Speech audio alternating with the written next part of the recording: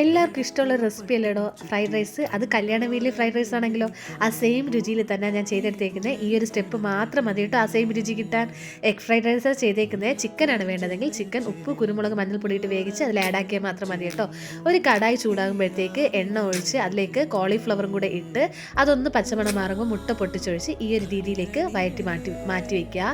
ഒരു പാനിലേക്ക് ബട്ടർ ഇട്ട് കൊടുക്കുക. അതിലേക്ക് ഉണ്ടെങ്കിൽ സൺഫ്ലവർ ഓയിൽ 2-3 സ്പൂൺ കൂടെ ഒഴിച്ചു കൊടുക്കണേ, ടീസ്പൂൺ.